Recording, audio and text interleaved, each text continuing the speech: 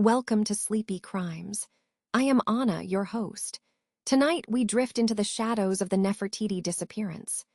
Imagine, if you will, a world sculpted from pale limestone and gold, where the heat of the desert sun is not a burden, but a god. We find ourselves in the city of Akhenaten, a place born from the sand by the decree of a heretic king.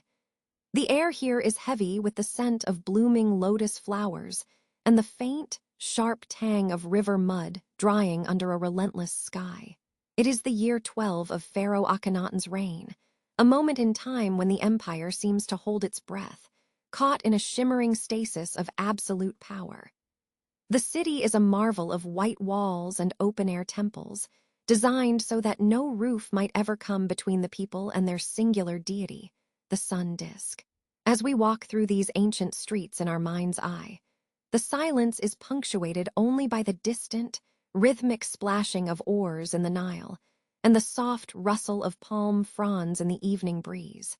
In this 12th year, the city is prepared for a spectacle unlike any other. It is the Great Durbar, a massive reception of foreign tributes that serves as the ultimate declaration of Egyptian supremacy. From the south come the dark, rich woods and the heavy scent of incense from the land of Kush.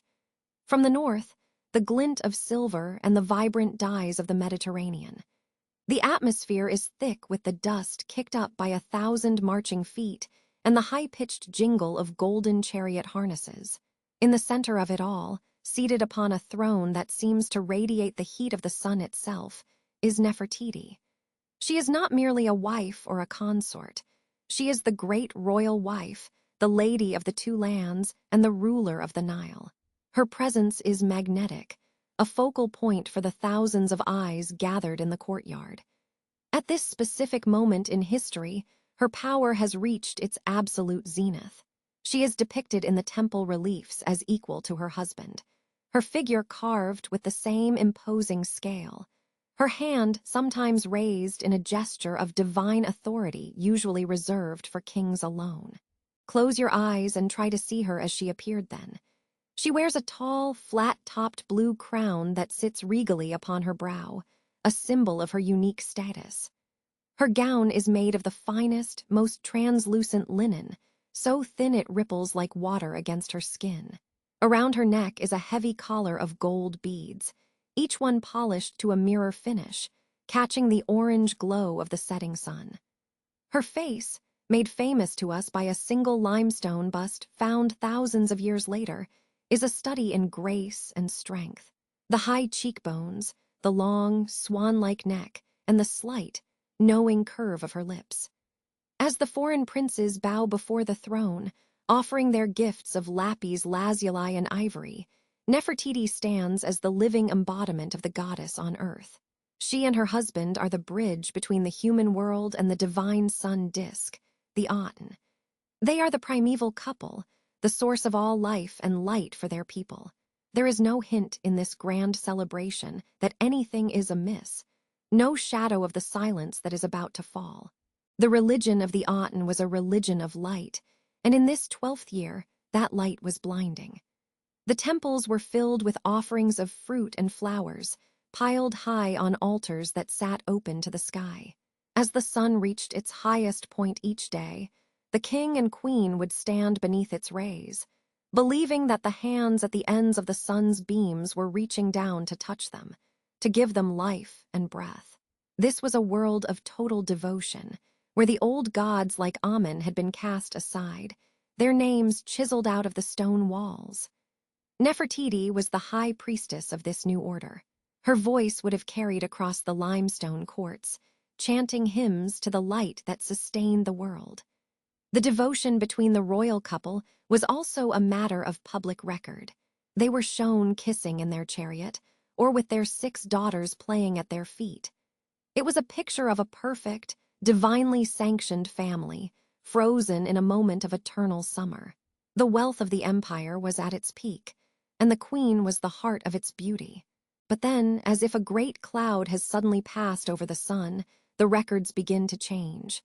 Or rather, they begin to vanish. Following the grandeur of the year 12, the presence of Nefertiti starts to flicker like a dying candle. In the inscriptions where her name once appeared with pride, there is suddenly a void. New building projects, which once would have been dedicated to her glory, now bear the names of her daughters. The letters to foreign kings, once mentioning her influence, grow silent regarding her fate. It is one of the most jarring transitions in ancient history. One day, she is the most powerful woman in the known world, appearing in every relief and every prayer. The next, she is simply gone. There is no mention of a funeral, no record of a long illness, no lamentation for the passing of a queen who is supposedly loved by the gods themselves. The limestone walls of the city of Akhenaten, which once sang her praises, now offer nothing but the blank, staring faces of unfinished carvings. What could cause such a total erasure? Some have whispered of a sudden plague, a silent killer that swept through the royal palace and took the queen and several of her daughters in one swift, cruel stroke. Others wonder if she fell from grace, her influence eclipsed by a rival or by the very husband who once adored her. But there is a third possibility, one that is perhaps the most intriguing of all. Perhaps she did not truly vanish. Perhaps she merely shed her skin, stepping out of the role of the queen consort and into a new, more dangerous identity. As we look into the years 13, 14, and 15, we see the emergence of a shadowy new figure beside the king, a co-regent with a name that sounds hauntingly familiar. Was Nefertiti still there, hidden in plain sight behind a new title and a new mask? Or was she lost to the desert, her body laid to rest in a tomb that the shifting sands have kept secret for over 3,000 years? Tonight, we begin our journey into that silence, seeking the woman behind the golden mask, at the very moment her light began to fade from the world. To understand where the queen went, we must first look at where she chose to build her world. Imagine leaving the ancient, crowded streets of Thebes, a city steeped in the shadows of 1,000 years of tradition and the heavy, incense-laden breath of the god Amun. In the 5th year of his reign, around 1346 before the Common Era, Pharaoh Akhenaten turned his back on the old capital. Beside him stood Nefertiti. Together, they journeyed nearly 200 miles north, following the lifeblood of the Nile until the river curved into a vast, silent desert bay. This was a place where no god had ever been worshipped, a virgin stretch of sand and limestone cliffs that the king named Akhenaten, the horizon of the sun. It was here, in this shimmering wasteland, that they decided to manifest a revolution that would shake the foundations of the ancient world. The air was dry, and the silence of the desert was absolute, broken only by the rhythmic lapping of the river against the silt. It was a blank canvas of golden dust, waiting for the queen's touch. The construction of the city was nothing short of a fever dream. While traditional Egyptian monuments were built of massive, slow-moving stones, the horizon of the sun rose with a frantic, almost desperate speed. The royal architects employed a new technique, using small, standardized limestone bricks called talatat. These blocks were light enough for a single worker to carry, allowing walls to climb toward the sky in months rather than decades. Picture thousands of workers under the relentless Egyptian sun, their skin coated in fine white limestone dust, moving like a swarm of bees across the desert floor. They built grand palaces of mud brick, coated in brilliant white plaster that reflected the heat so intensely it hurt to look at them. Nefertiti watched as her new home materialized from the grit. The city stretched over 8 miles along the river's edge, a labyrinth of administrative buildings, sprawling gardens, and villas with deep, cool wells. It was a city of light, designed to be as fleeting and bright as the sun disk they worshipped, built with a haste that suggested the royal couple knew their time might be short. At the heart of this new world was a religious shift that felt like a betrayal to the rest of Egypt. They abandoned the hidden, mysterious gods of the dark temples for the Aten, the physical disk of the sun. The temples in Akhenaten were unlike any seen before.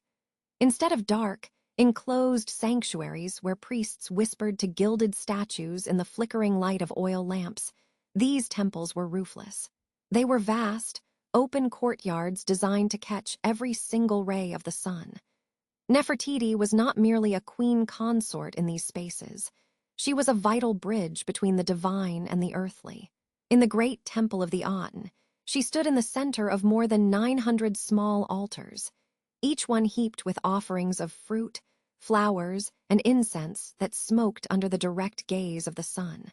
The Aten was depicted not as a human or an animal, but as a golden circle with long, elegant rays reaching down like arms, each ending in a tiny hand that offered the symbol of life, the ankh, directly to the nostrils of the king and queen. In this new theology, the people could not pray to the sun directly. They had to pray through the royal couple. Nefertiti was the light's own reflection. This spiritual upheaval brought with it a radical transformation in art, a style we now call the Amarna style. It was a shocking departure from the rigid, idealized statues of the past. For the first time in 3,000 years, the royal family was shown with a startling, almost uncomfortable realism. The art was fluid and organic, filled with movement and strange, exaggerated features. In the reliefs carved into the limestone, we see Nefertiti and Akhenaten with elongated heads, slender necks, and soft, swelling bellies. But more striking than their physical forms was their intimacy. In the old world, a pharaoh was a distant, cold god. In the new city, we see Nefertiti sitting on her husband's lap, their fingers entwined.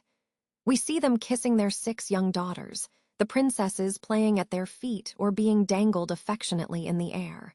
This was the queen as she wanted to be seen. A mother, a wife, and a goddess of fertility, her presence radiating a warmth that felt human and divine all at once. The art captured the rustle of her fine linen pleated robes and the weight of her unique, tall, flat-topped blue crown, a crown that marked her as a ruler in her own right. Nefertiti's power in this sun-drenched capital was unprecedented.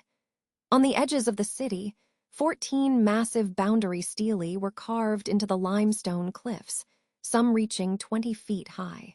These stone tablets acted as the city's spiritual fence, and on them, the king swore an oath that he would never leave the sacred territory of his god.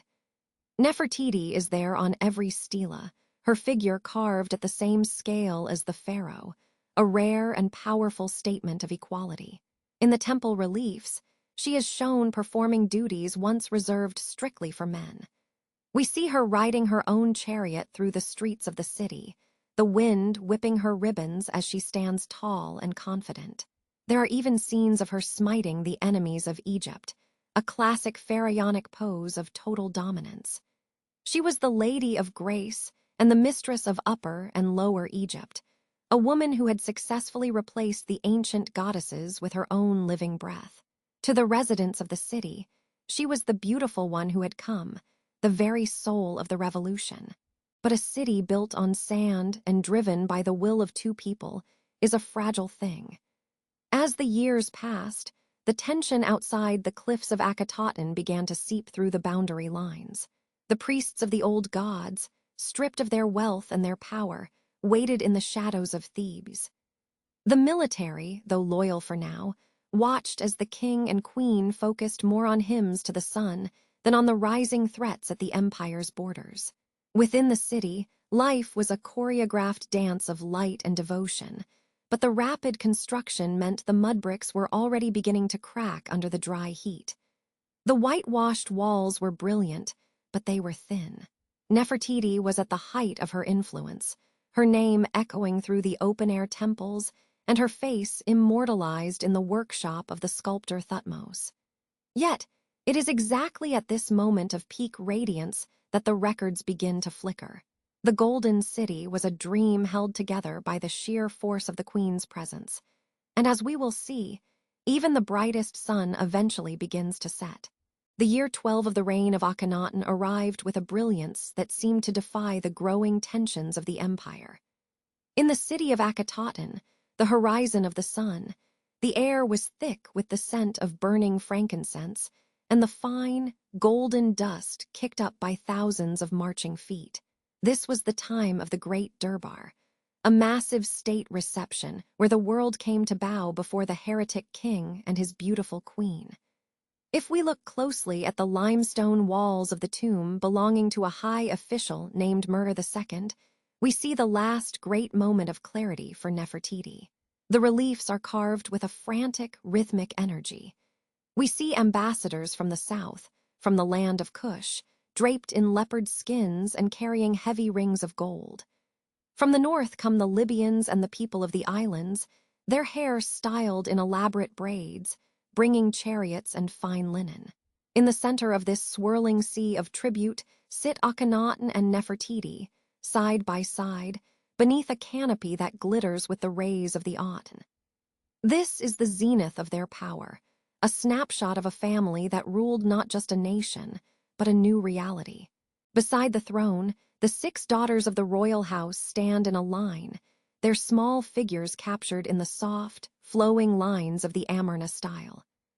Meritaten, the eldest, and her sisters hold hands, their presence a symbol of the fertility and continuity of the new faith. It is a scene of absolute harmony. One particular relief in the tomb of Mertir shows an even more intimate glimpse. Nefertiti is standing, her body draped in a gown of linen so fine it appears translucent, like water against her skin. She is pouring a drink for her husband through a small sieve, a gesture of quiet, domestic grace amidst the heavy machinery of statecraft. You can almost hear the soft splash of the wine and the low murmur of the court. But as the sun set on the celebrations of year 12, a long, cool shadow began to stretch across the desert. It is here, in the immediate wake of this grand display, that the records begin to fracture. The vibrant carvings do not lead to a triumphant future. Instead, they lead into a void that has haunted archaeologists for over a century. Imagine the silence that must have fallen over the scriptoriums when the orders to stop carving her name were given. After the festivities of year 12, Nefertiti simply begins to fade. Her name, once inseparable from the king's, starts to vanish from the official inscriptions. In new building projects, her space is left blank or filled by the names of her daughters. For decades, historians looked at this sudden absence and saw only tragedy. They whispered of a fall from grace, a political exile where the queen was cast out to the northern palace, forced to live in isolation while a new favorite took her place. But the evidence for such a betrayal is thin, like the worn edges of a papyrus scroll. There were no marks of hatred, no systematic scratching out of her face in anger. There was only silence. And in that silence, a darker theory took root. The shadow of year 12 was not just political, it was biological. A plague, perhaps carried by the very foreign envoys who brought the gold and the leopard skins, began to sweep through the crowded streets of the capital. The Hittite plague, as it is often called, was a slow and merciless visitor. We see the ripples of its arrival in the royal tomb itself. In one of the inner chambers, there is a scene of profound, heart-wrenching grief. Akhenaten and Nefertiti are shown hunched over the body of their second daughter, Mekhetate. The queen's hands are raised in a gesture of mourning, her face etched with a pain that no crown could soften. It is one of the few times in Egyptian history where a monarch is shown in the raw, ugly grip of human sorrow. Shortly after the death of the princess, 3 of her sisters also disappear from the records. It is a terrifying thought to imagine the great royal wife, the woman who was the living embodiment of the goddess of beauty, walking through the quiet halls of her palace as the laughter of her children was extinguished one by one. Many believe that Nefertiti herself succumbed to the same sickness, buried in a hasty ceremony as the city struggled to keep pace with the dying. Yet history is rarely so simple. In the year 2012, a discovery was made that challenged the narrative of her early death. Deep in the limestone quarries of Deir el-Bershah, a simple graffito written in red ochre was found. It was dated to year 16, the second to last year of Akhenaten's life. The text clearly mentions the great royal wife, Nefertiti, as being alive and active. This single piece of evidence, scrawled by a worker's hand over 3,000 years ago, changed everything. If she did not die in the plague of year 12, then where was she? Why did she stop appearing in the grand public reliefs? The answer might lie in a transformation so radical that it required her to vanish in order to be reborn.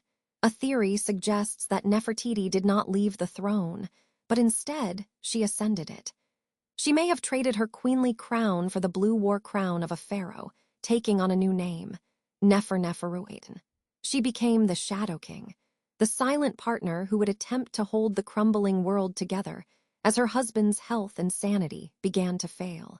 As we ponder the empty spaces where her name should have been, we begin to see the shadow of year 12 not as an ending, but as a mask. The queen was stepping behind the curtain of history, preparing for a final act that would decide the fate of her children and her gods. The wind in Akhenaten was growing colder, and the sun that had once been their only light was beginning to dip below the horizon. The transition was beginning, a period of ghosts and hidden identities. But as the light of the Aten began to dim, the question remains. Was Nefertiti the one who stayed to watch the darkness fall, or was she the first to be consumed by it? The sands are shifting, and the truth of her final years is buried just out of reach, beneath the weight of 18 dynasties and the silence of the shifting dunes. The queen was no longer satisfied with the periphery of power. In the quiet corners of the palace at Akhenaten, the air was thick with the scent of lotus and dry dust. We left off with a disappearance, a queen who seemingly vanished into history. But as we look closer at the carvings, a complex story takes shape. Imagine the weight of the double crown replacing the high blue cap. Imagine the rustle of linen as she exchanged the robes of a queen for the structured kilt of a pharaoh. This was the birth of a new sovereign, a shadow king whose name would puzzle scholars for millennia. We call this transformation the era of the Corrigency, when lines between genders blurred under the singular gaze of the sun disk. Nefertiti did not leave. She became something else entirely. The clues are written in the 18th dynasty stones. As Akhenaten's reign reached its 16th year, a new name appeared in the cartouches, Enkhipparir Neferneferuin. To some, it looked like the arrival of a male heir. Yet for the scribes, there were secrets in the grammar. In many inscriptions, a tiny, subtle character appears. The feminine letter T, this small mark transformed the kingly title into a female one, whispering of a queen who ruled as a king. This was the name Nefertiti had already carried, Neferneferuin, meaning beautiful are the beauties of the Aten. By assuming this name as her throne name, she was not just taking power. She was reclaiming her identity as a divine ruler. In the silence of the temple, the letter T stands as a quiet defiance against the erasure of her womanhood while she wore the crown. Perhaps the most touching piece of evidence is the epithet, effective for her husband. This phrase, Akhetenhais, serves as a bridge between her life as the great royal wife and her life as a pharaoh. It suggests her ascent was a partnership born of devotion. As Akhenaten's grip on reality began to fail in those final years, Nefertiti stepped into the void. She became the effective one, navigating treacherous politics while maintaining their religious revolution. In the flickering oil lamps, one can see the artists carving this devotion, ensuring that even as a king, she remained tethered to the man she stood beside for nearly 2 decades. She was the steady hand on the rudder as the sun began to set on their golden city, a ruler shaped by the love of a king and the weight of a crown. The story takes a turn with the figure of Smenkhkare. For years, historians believed Smenkhkare was a separate man who briefly occupied the throne and married Nefertiti's daughter, Meritaten. But evidence is thin. There are no clear records of Smenkkare's parentage, and he shares the throne name of the female pharaoh Neferneferuit. This leads many to believe Smenkhkare was not a different person, but the final stage of Nefertiti's transformation. Just as Hatshepsut wore the false beard centuries before, Nefertiti may have assumed a male persona to stabilize the kingdom. In this theory, the disappearance of the queen in year 12 was a costume change. She shed her skin to become a king, a move of survival in a world that demanded a masculine figure at the head of the state to ensure the continuity of the divine line. We see her power in the art that survived. In final depictions from the Amarna period, we find a figure wearing the pharaoh's crown, yet possessing the slender waist associated with Nefertiti. Strikingly, fragments show her in the classic pose of a conqueror, smiting enemies with a mace. Traditionally, this was an image reserved for the male pharaoh, a symbol of his role as the protector of cosmic order. For Nefertiti to be shown this way is a profound statement. She was no longer just the beautiful one who had come.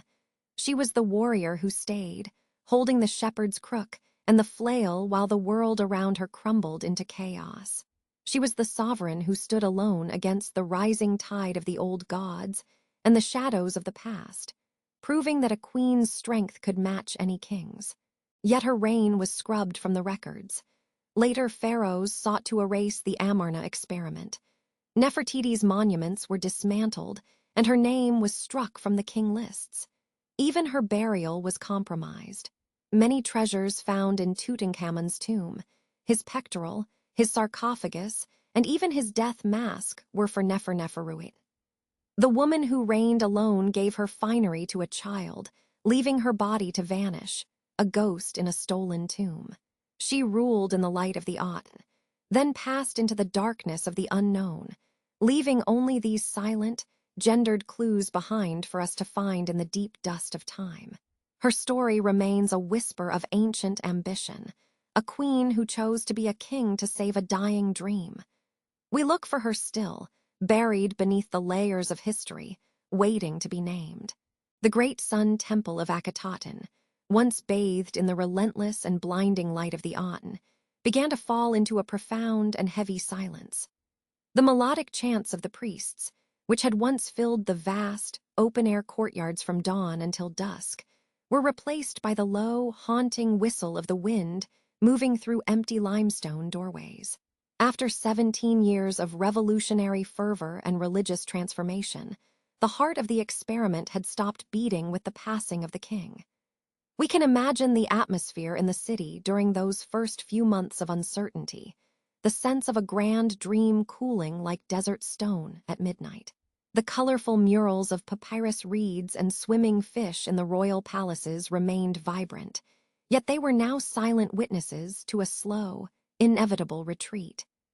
Nefertiti, once the sun's own daughter on earth, was now a figure moving through a house of shadows, her future as uncertain as the city she helped build. The abandonment of the city was not a panicked flight, as some early historians once suggested when they imagined a plague sweeping through the streets. There were no mass graves or signs of a city fleeing in terror from a sudden epidemic. Instead, the archaeological record speaks of a deliberate, agonizingly slow exodus. One by one, the villas of the high officials were emptied of their fine cedar furniture and hand-woven linen scrolls. The sound of leather sandals on the paved streets became less frequent, replaced by the soft, rhythmic rustle of the desert sand beginning its long, inevitable climb over the stone thresholds. Tutankhaten, the young boy who would one day be known to the world as King Tutankhamun, was likely led away from the only home he had ever known. As the royal court packed their belongings to return to the ancient comforts of Memphis and Thebes, they were leaving behind more than just a city. They were leaving behind a vision of the world that Nefertiti had uniquely personified. But what of the queen herself during these final, flickering days of the Amarna age?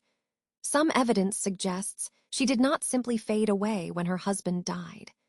There are whispers left in the stone of a female pharaoh named Neferneferuit, who ruled for a brief, 3-year window before the boy king took full power.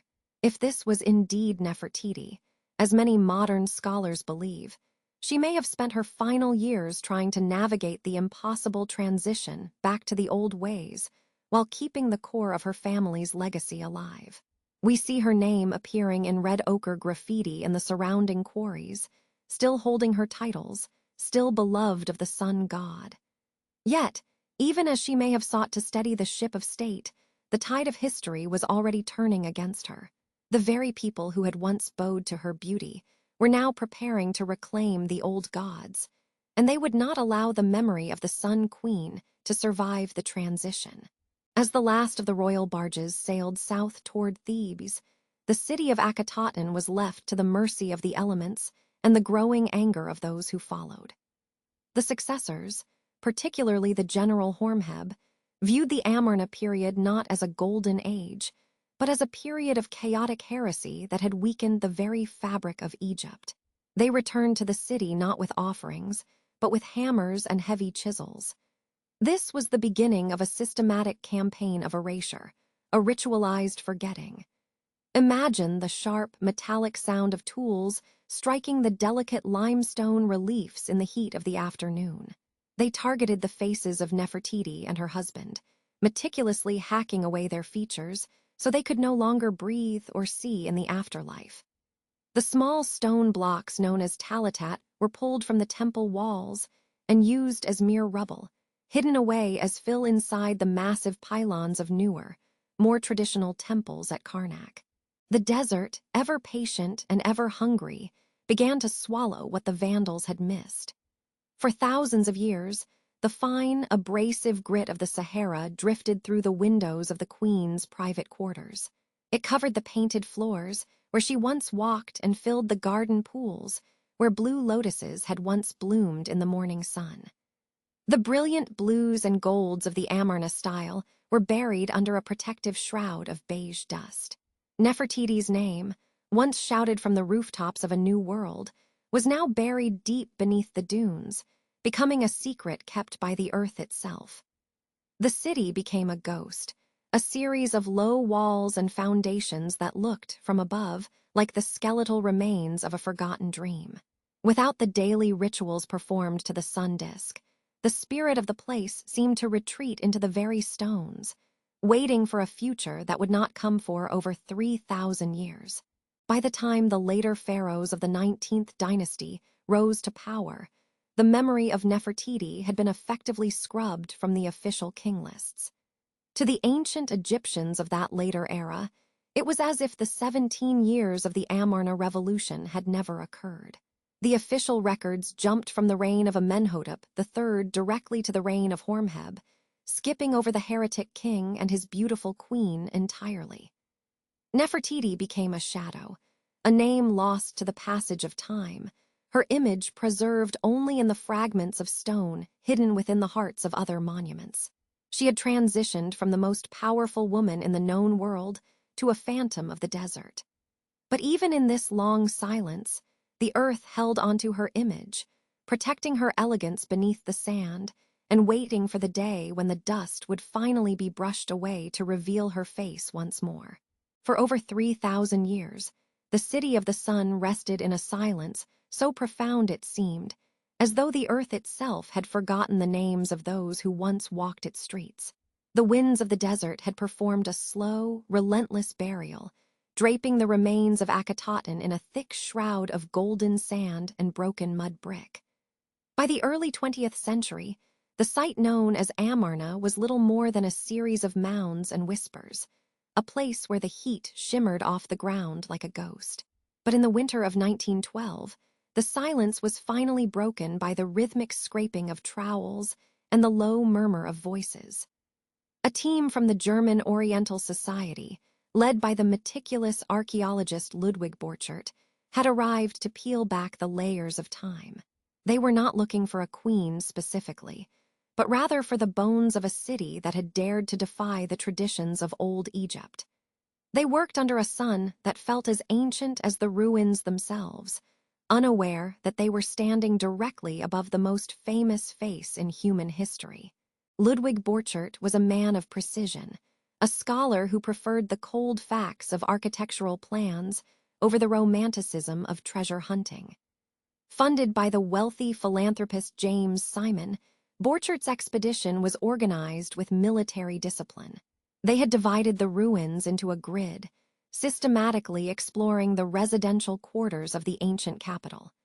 In early December, their focus shifted to a specific complex in the southern suburb, labeled in their records as House P 47.2. It was a modest structure of mud and plaster, but as the dust was cleared, it revealed itself to be something extraordinary.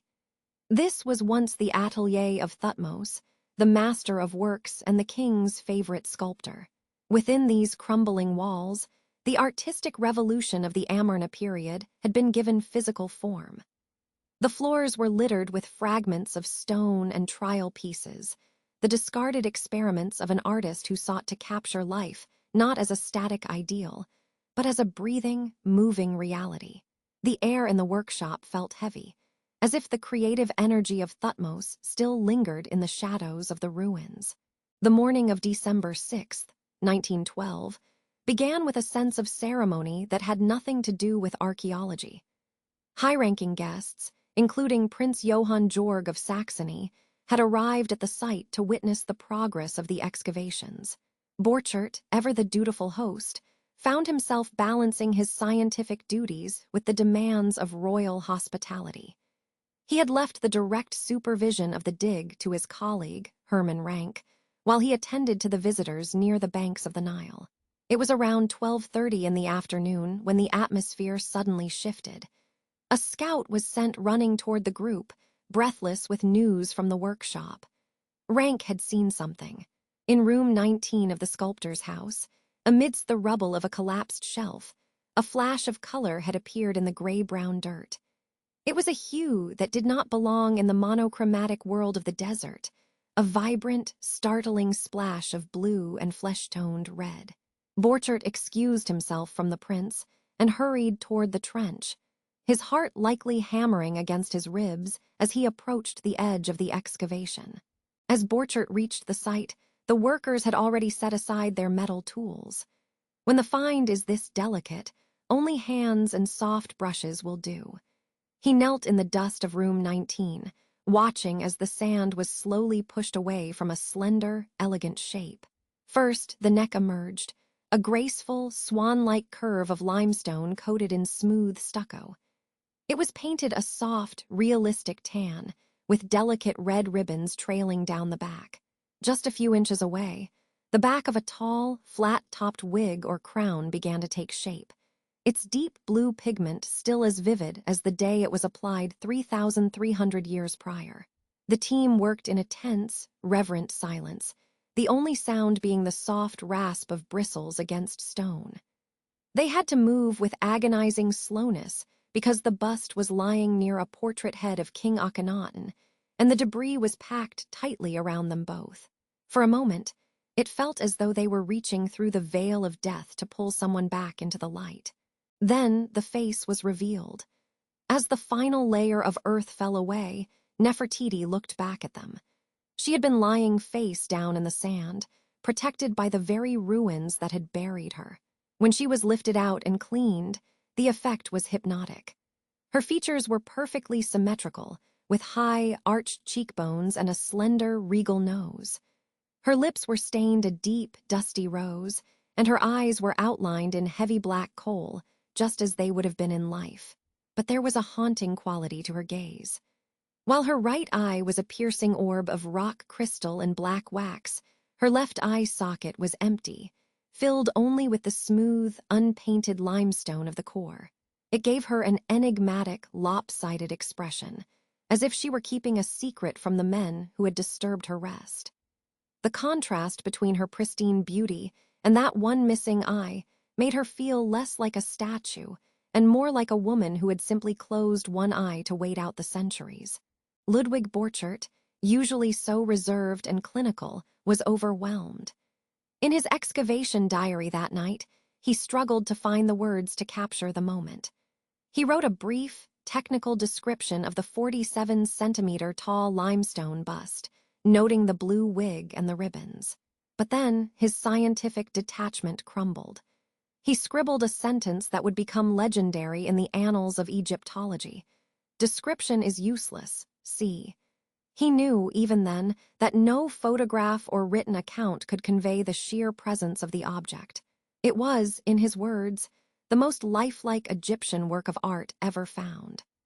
The queen who had been erased from the temple walls, whose name had been chiseled out of history, and whose very existence had been treated as a heresy, was suddenly standing in the middle of a dusty workshop in 1912. She was no longer a ghost or a footnote in a pharaoh's biography. She had a face, and it was a face that commanded the world to look at her once again. The discovery of the bust marked the first major breakthrough in the cold case of Nefertiti's disappearance. It proved that she had not simply faded away into the shadows of the palace, but had remained a central figure of beauty and power until the very end of the Amarna experiment. The workshop of Thutmose had served as a time capsule, preserving her image while the rest of the city was dismantled by the vengeful kings who followed. As the sun set over the Nile on that December evening, Nefertiti sat on a wooden table in the German excavation house, her one good eye staring out into the dark. She had returned to the world of the living, but her emergence only deepened the mystery. Where was the rest of her? If her image had survived in such spectacular fashion, where was the woman herself? The search for her physical remains, the ultimate proof of her fate, was only just beginning. The face in the earth had been found, but the queen was still lost in the sand.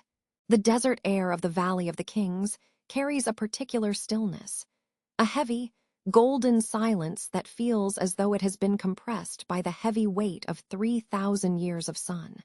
As we descend the stone steps into the tomb of the boy king, known to the world as KV62, the temperature drops and the air grows thick with the scent of ancient dust and dry limestone. When Howard Carter first broke through the sealed doorway in 1922, he was famously dazzled by the glint of gold and the sheer density of treasure. But perhaps, in that moment of discovery, he was too overwhelmed by the visible wealth to notice the subtle, silent secrets hiding in the very structure of the burial walls. We are looking for a woman who vanished from history, and the clues may have been right in front of us for a century. Tutankhamun was a child of the 18th dynasty, a boy who inherited a kingdom in religious turmoil. For a long time, the world viewed his tomb as a standalone marvel, but modern eyes have begun to see it as an anomaly. Why was his final resting place so small, so cramped compared to the sprawling corridors of his ancestors? It feels less like a royal palace for eternity and more like an afterthought, or perhaps a renovated hallway. Nicholas Reeves, a dedicated researcher, suggests that the tomb we see is merely an outer shell.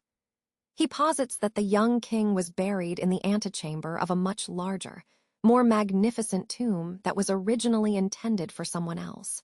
When the boy king died unexpectedly at the age of 19, the workers may have scrambled to partition a portion of a pre-existing royal tomb to accommodate him.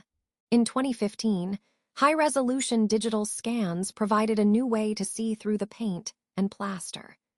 These scans revealed the presence of faint, vertical lines beneath the decorative surface of the north and west walls.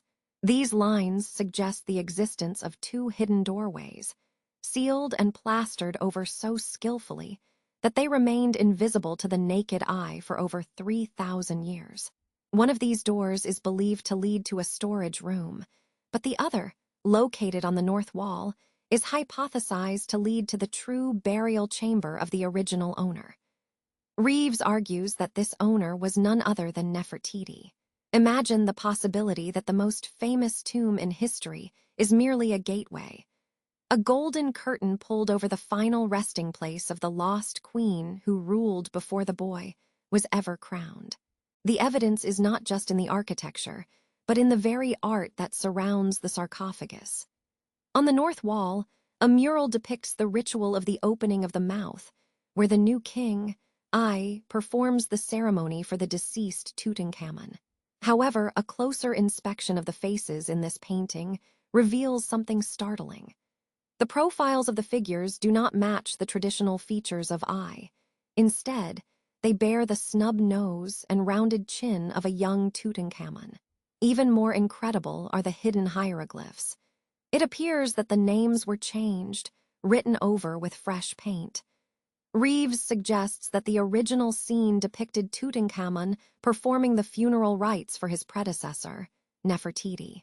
If this is true, the boy king was not the recipient of the ceremony in the original draft of the tomb, but the one conducting it for his beloved stepmother. The treasures themselves whisper of a female origin. Many of the objects found in the tomb of the boy king were repurposed.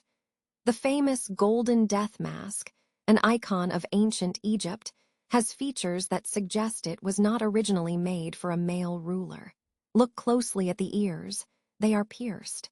In the 18th dynasty, pierced ears were a feature associated with women and children, not adult pharaohs. There are also signs that the face of the mask was soldered onto the back, suggesting a composite of different pieces. It is highly likely that this mask, along with several of the gilded shrines and furniture, belonged to Nefertiti during her brief reign as a female pharaoh.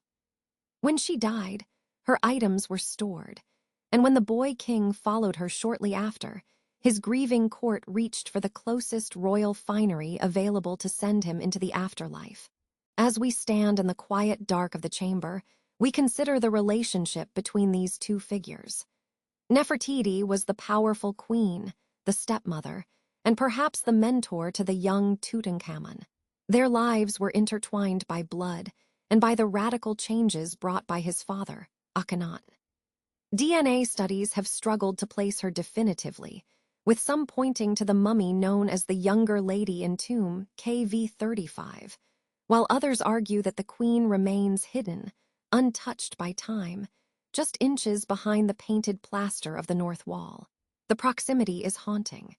If she is there, she has been watching over the boy king for millennia, sharing the same mountain of stone, separated only by a thin veil of mud and myth. We wait for the day when the walls are allowed to speak their final truth. The air inside the burial chamber of the boy king is heavy with the weight of 3,000 years. It is a small space, surprisingly humble for a pharaoh whose treasures would eventually captivate the entire world.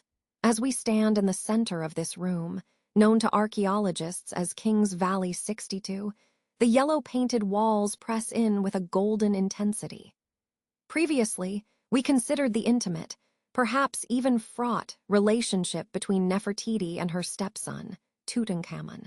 But now, the investigation shifts from the whispers of history to the whispers of the very limestone itself. We are moving away from the scrolls and the statues and toward the microscopic topography of the walls. For decades, we thought we knew every inch of this room. We believed the walls were solid rock, a definitive end to the journey of the dead.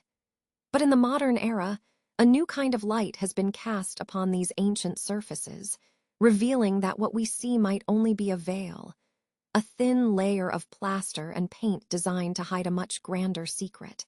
The story of this modern discovery begins not with a shovel, but with a laser.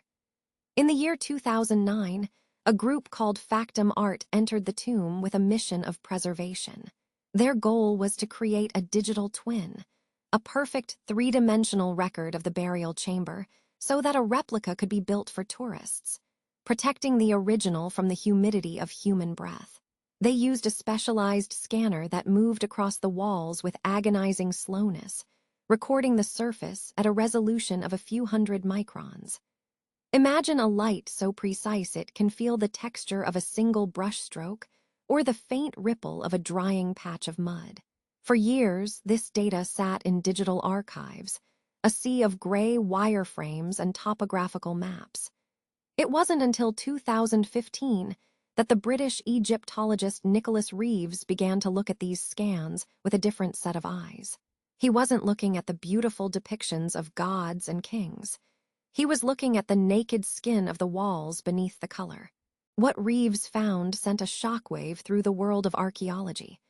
On the high-resolution digital maps of the north and west walls, he identified linear traces, faint, straight lines that appeared to be the ghosts of doorways. These were not cracks from age or the natural settling of the mountain. They were deliberate, vertical and horizontal markings that suggested the presence of two sealed portals. One, on the west wall, seemed to lead to a small storage room. But it was the north wall, the one directly behind the young king's head, that held the most tantalizing promise. Reeves hypothesized that this wall was not a wall at all, but a partition, a blind that had been erected to hide a continuation of the tomb. He suggested that the burial chamber of Tutankhamun was merely an outer room, a repurposed corridor in a much larger complex that had been originally carved for a queen. Behind that north wall, he believed, lay the undisturbed remains of Nefertiti herself, resting in a suite of rooms that had been hidden since the dawn of the 19th dynasty. To understand the gravity of this theory, we must look closely at the painting on that north wall. It depicts the ritual known as the opening of the mouth. We see the figure of Ai, the successor to the throne, wearing a leopard skin and holding a ritual adze to the face of the mummified Tutankhamun. It is a scene of transition, a passing of power. But Reeves noted something strange about the faces. He argued that the features of the figure labeled as Ai actually matched the youthful profile of Tutankhamun, and the figure of the mummy looked remarkably like Nefertiti. The theory suggests a layers-deep deception. That the scene originally showed Tutankhamun burying Nefertiti, and when the young king died unexpectedly 9 years later, the scene was overpainted to show Ai burying the boy. The cartouches, the royal name stamps, appeared to have been altered. It was as if the ancient artisans had been forced to rewrite history in a hurry, using the paint to seal away the memory of the queen who had come before. The tension in the valley reached a fever pitch in late 2015 when the first physical tests began. A Japanese radar specialist named Hirokazu Watanabe brought his ground-penetrating radar into the tomb.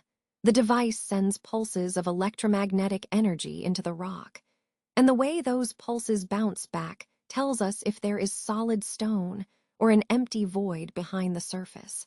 After 2 nights of scanning in the dark, the results were staggering. Watanabe announced that he was 90 to 95% certain that there were 2 empty spaces behind those walls. Even more incredible, he claimed the radar had detected the presence of both metallic and organic substances, the telltale signs of a burial. The world held its breath. It seemed that we were on the verge of the discovery of the century, a find that would rival Howard Carter's original opening of the tomb in 1922.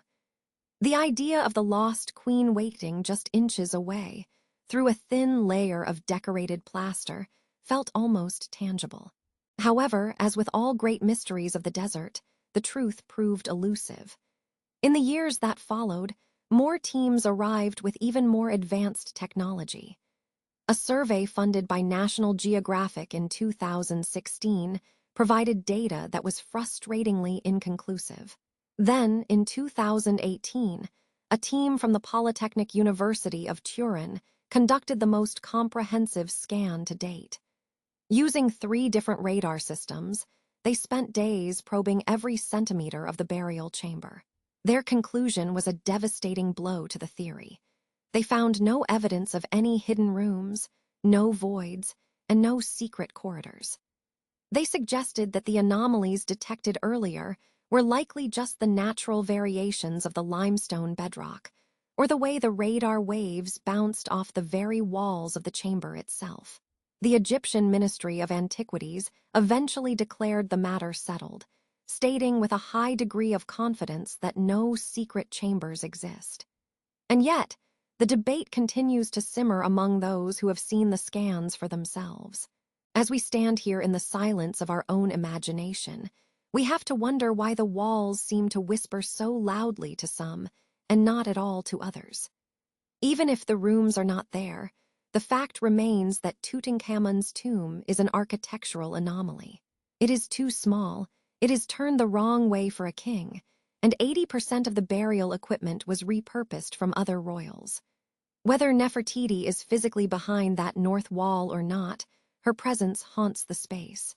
The straight lines in the plaster, the overpainted names, and the rushed nature of the burial all point to a history that was deliberately obscured. The technology of the 21st century has pulled back the curtain, but it has only revealed more questions. We are left with the image of the queen, a shadow in the rock, a memory that refuses to stay buried. We listen to the walls, and even if they are solid stone, they tell a story of a family that tried to vanish into the golden dust of the Valley of the Kings. The air inside the Valley of the Kings is heavy with the weight of 3,000 years, a dry, stagnant heat that seems to hold its breath. We step away from the grand, painted corridors of the famous pharaohs and descend into the more modest entrance of tomb KV35. It was here, in the month of March in 1898, that the French archaeologist Victor Loret broke through a sealed wall and found himself in a chamber of forgotten souls. This was the tomb of Amenhotep II, but it had become a sanctuary for those displaced by time and tomb robbers. In a small, narrow side room, Loret found 3 mummies lying side by side, stripped of their finery, left naked and anonymous on the stone floor. They were like discarded shadows in the dark. One was an older woman with long, flowing hair, another was a young boy with a royal sidelock, and the third was a slender, delicate woman whose face told a story of sudden, violent ending. For over a century, she was known simply as the Younger Lady, a cipher in the sand, waiting for science to catch up with her secrets. As we look closer at this silent figure, the details emerge from the gloom. She is small, standing only about 5 feet and 2 inches tall. Her head is completely shaved, a common practice for royal women of the Amarna period to better fit their elaborate wigs. But what draws the eye, and perhaps the heart, is the devastating trauma to her face. A massive wound gash across her left cheek and mouth, a gaping hole that modern forensic experts believe was caused by a violent blow from an axe or a heavy object just before she died. There is no sign of healing in the bone, suggesting that this was the moment her life was extinguished. Yet, despite this brutality, there are touches of elegance. Her left earlobe is double-pierced, a high-fashion choice for the queens of the 18th dynasty. For years, researchers wondered if these shattered remains could belong to the most beautiful woman in history. Could this broken, anonymous body truly be the glorious Queen Nefertiti? The answer began to weave itself together in the sterile, brightly lit laboratories of the 21st century.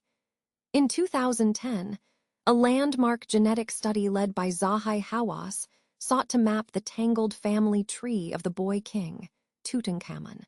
They extracted microscopic fragments of DNA from the royal mummies, searching for the invisible threads of ancestry. The results were staggering.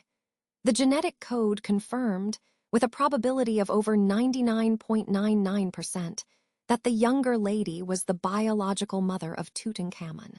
More than that, the data revealed her heritage. She was the daughter of Amenhotep III and the great royal wife Ti, the woman found lying right beside her in the tomb. This discovery placed the Younger Lady at the very center of the royal bloodline. She was not a commoner or a foreign princess. She was a king's daughter and a king's sister.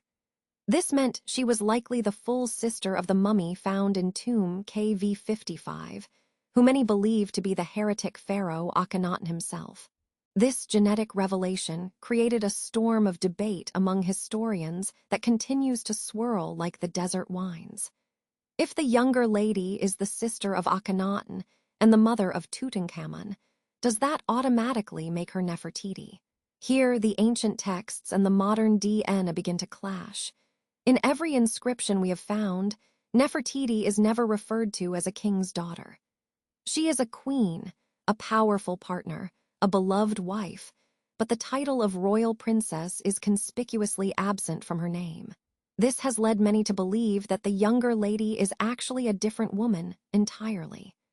Perhaps she is a lost daughter of Amenhotep III, such as Princess Nebeta or Princess Akhenaten, women who existed in the records but whose fates were lost to history. These sisters may have been taken as minor wives by Akhenaten, following the custom of keeping the royal blood pure. leaving Nefertiti as the great royal wife, but not the biological mother of the heir. However, there is a different path through this genetic labyrinth. Some researchers, including the French Egyptologist Marc Gabold, argue that the DNA doesn't necessarily prove a brother-sister union. In a world where cousins often married for generations, the genetic markers of a first cousin could look almost identical to those of a sibling. If Nefertiti was Akhenaten's first cousin, their shared ancestry might have created a genetic tapestry so tightly woven that it mimics the signature of a sister. In this light, the younger lady could still be Nefertiti. The double-pierced ears, the shaved head, and even the forensic reconstructions of her skull show a haunting resemblance to the famous limestone bust in Berlin. We are left looking at a woman who lived in the absolute pinnacle of power and died in a moment of terrible violence, her identity trapped between the cold precision of science and the missing fragments of history. We stand in the silence of KV-35, imagining the moment they brought her here. Was she hidden away in this cache to protect her from those who sought to erase her memory, or was she cast aside in the chaos of a collapsing dynasty? The younger lady remains a figure of profound mystery, a mother whose name is unspoken but whose presence is undeniable. Whether she was the legendary Nefertiti or a princess whose name has been worn away by the sands, she represents the fragile, human reality behind the gold and the granite. As we move deeper into the mystery, we begin to realize that her disappearance was not just a loss of a person, but the loss of a key to understanding an entire era. For now, she rests in her glass case in Cairo, a silent witness to the search for her own name, as we continue to sift through the dust of the ages, looking for the one final piece of the puzzle. The sun hangs heavy over the Valley of the Kings, its golden light thick with the dust of 4,000 years. We have stepped out from the cool, silent depths of history and into the hum of the present day. Here, the air still tastes of limestone and parched earth, but the sounds are different now. They are the sounds of progress. We hear the soft whirring of computer fans, the rhythmic beep of digital monitors, and the quiet murmurs of researchers hunched over glowing screens. The search for Nefertiti has never truly ceased. It has simply evolved. It has moved from the heavy swing of the iron pickaxe to the invisible pulses of light and frequency. As we stand amidst the modern scaffolding and the tangled wires of 21st century science, we feel the same weight of anticipation that must have gripped those who first broke the seals of these tombs. We are still hunters, chasing a shadow that has flickered for millennia, waiting for the desert to give up one last, magnificent secret. In the year 2015, the world held its breath as a new theory rippled through the archaeological community. Nicholas Reeves, a man who has spent decades listening to the whispers of the past, noticed something extraordinary in high-resolution laser scans of King Tutankhamun's burial chamber. Beneath the vibrant, painted scenes of the boy king's journey into the afterlife, he saw what he called ghosts. They were faint, linear traces, perfectly vertical lines and right angles hidden under the thick plaster. To his eyes, they were the outlines of two sealed doorways. He proposed that KV-62 was not a single, small tomb, but rather an outer corridor leading to a much larger, more grand resting place. He believed that Nefertiti, the queen who some say ruled as a pharaoh in her own right, was waiting just inches away, hidden behind the north wall of the burial chamber, her treasures still intact and her presence still presiding over the silence. To test this vision, experts brought in the heavy artillery of modern physics. Imagine the scene, the tiny, cramped burial chamber filled with researchers carefully guiding a radar unit along the ancient, painted plaster. This ground-penetrating radar sends electromagnetic pulses deep into the rock, waiting for them to bounce back off a void or a wall. In those early days, the results were electric. One specialist, Hirokazu Watanabe, was 90% certain that he saw empty spaces, organic material, and even metal. Subsequent scans by other teams, including a major survey by National Geographic and another by the University of Turin in 2017, offered a colder reality. They found no evidence of hidden rooms or man-made walls. The shadows on the radar, they suggested, were nothing more than the natural variations of the limestone itself. Yet the debate refuses to die, as some believe the radar simply has not looked deep enough into the heart of the mountain. While some looked through walls, others turned their gaze to the physical remains of the royal family. Dr. Zahi Hawass has shifted the hunt toward the laboratory, using the most advanced genetic sequencing available to reconstruct the fractured family tree of the Amarna period. We find ourselves now in a high-tech facility in Cairo, where the air is climate-controlled and the light is sterile. Here, the search is performed with cotton swabs and microscopic needles. Hawass is looking for a genetic match that will finally put a name to the nameless. He is focusing his efforts on two mysterious women found in a tomb designated as KV-21. These mummies have been ignored for nearly 2 centuries, but they may hold the key to the entire mystery. The search for Nefertiti is no longer just about digging in the dirt. It is about reading the very code of life left behind in her descendants. KV-21 is a modest tomb, first discovered by Giovanni Belzoni in 1817. When he entered, he found 2 female mummies lying on the floor, their long hair still miraculously attached to their skulls. One of these women, known as KV-21A, is headless, her body a puzzle of missing limbs. The other, KV-21B, is similarly damaged, yet she holds a secret in her DNA. Recent testing has revealed that KV-21A is likely the biological mother of the 2 tiny, mummified fetuses found in Tutankhamun's tomb. This makes her almost certainly his queen, Akhenaten. And if she is the daughter, then the woman lying beside her, the one designated as B, could very well be the great royal wife herself. The genetic proximity is tantalizingly close, and the team is working day and night to confirm if this broken body once wore the crown of the Sun Queen. The logic of the hunt is compelling.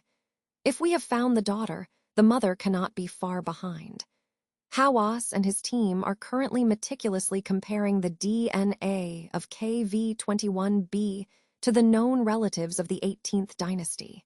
They are looking for the genetic markers of a woman who was a queen, a mother of 6 daughters, and the wife of the heretic king. At the same time, they are examining a small, 10-year-old boy found in KV-35.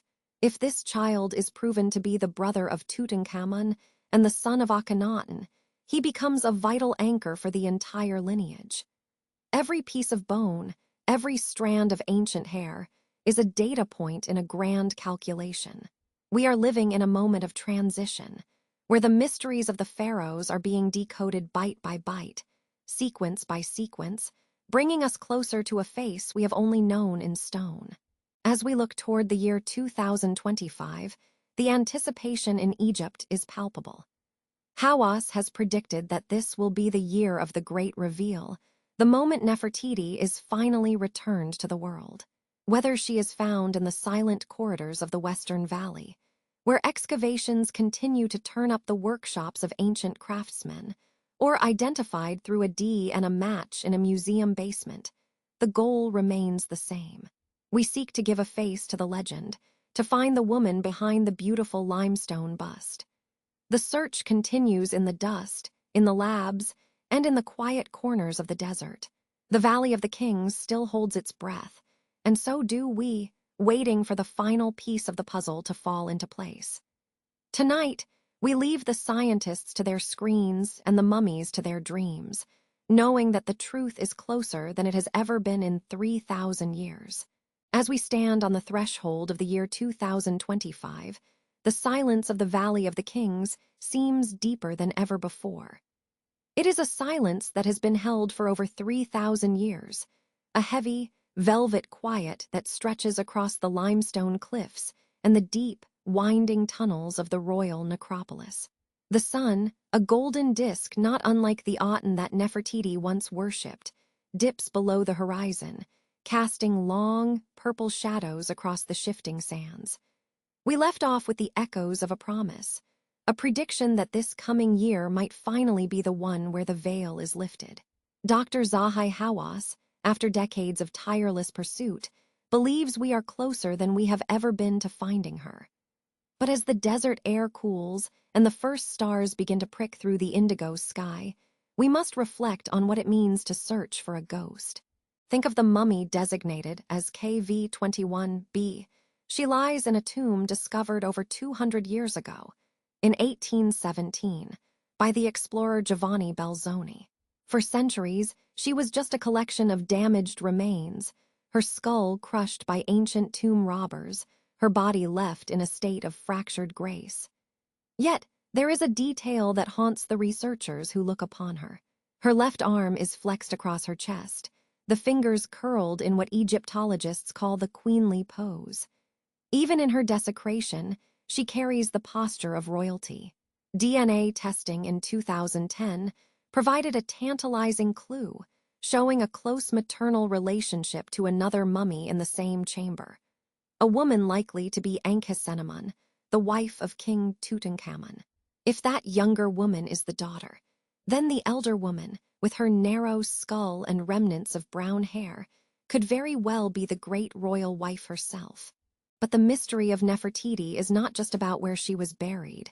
It is about who she became. The evidence from the final year of Akhenaten's reign, the 16th year, written in red ochre on the walls of a limestone quarry, tells us she was still there, still powerful. Many now believe she did not simply fade away into the shadows of the plague or the grief of losing her daughters. Instead, she may have stepped into the light of the sun one last time, taking the throne as the female pharaoh Neferneferuin. She would have been a bridge between the chaos of her husband's revolution and the restoration of the boy king, Tutankhamun. She was a woman who was described as effective for her husband, but history suggests she was even more effective for the survival of her people, perhaps ruling for 3 lonely years as she guided the empire back toward its ancient, comforting traditions. It is a strange irony that Nefertiti's face is known to millions, yet her soul remains unanchored to a grave. The limestone bust in Berlin, with its perfect symmetry and its single, searching eye, has become the universal symbol of ancient beauty. It was found in the workshop of the sculptor Thutmose, buried under the rubble of a forgotten city. It was never meant for a tomb. It was a model, a masterpiece of art left behind in the rush to abandon the city of Amarna. While the world petitions for the return of that stone image to Egyptian soil, the search for the woman herself continues in the dark. We look for a heart that was once weighed against the feather of truth, and bones that once walked the halls of golden palaces that have long since turned to dust and memory. The year 2025 carries with it a heavy weight of expectation. We wait for the final DNA sequencing, for the results that could confirm the identity of the mummies in KV-21. There is a sense of a closing circle. If the lady in the tomb is confirmed as Nefertiti, she will no longer be a series of letters and numbers on a museum shelf. She will be restored to her family, placed back into the lineage of the 18th dynasty alongside her children and her husband. The discovery would not just be a victory for science. It would be a moment of profound quietude, a homecoming for a queen who has been a wanderer in the halls of history for 3,000 years. We are standing on the edge of a new horizon, where the past and the present are finally ready to meet. As we wait for the dawn of that discovery, the desert night remains unchanged. The Nile flows nearby, a dark ribbon of life cutting through the arid landscape, its waters whispering secrets that it has carried since the time of the pyramids. The air is still now, the heat of the day fully surrendered to the cool, bracing touch of the moon. In this space, the distance between the past and the present seems to shrink. You can almost imagine the sound of linen robes rustling on the temple floors, the smell of frankincense burning in the censers, and the soft footsteps of a queen walking along the eternal horizon, toward a rest she earned long ago. The desert holds its breath, just as we do, waiting for the earth to give up its most beautiful secret. Perhaps there is a certain peace in the mystery. As long as she is missing, Nefertiti belongs to everyone. She is the beautiful one who has come, a figure of light that never quite fades from the human imagination. Her disappearance has made her immortal in a way that no tomb could ever achieve. She is the wind that moves the sand, the light that touches the peaks of the Theban hills, and the silence that follows the setting of the sun. We have followed her through the gardens of Amarna, through the halls of the great palace, and into the dark corridors of the Valley of the Kings. And here, at the edge of the unknown, we find our own rest. She has led us through the shadows, and now the path becomes soft and clear. The case rests now. Let the details fade. You are safe. Close your eyes, breathe deeply, and have a good night. Sleep well.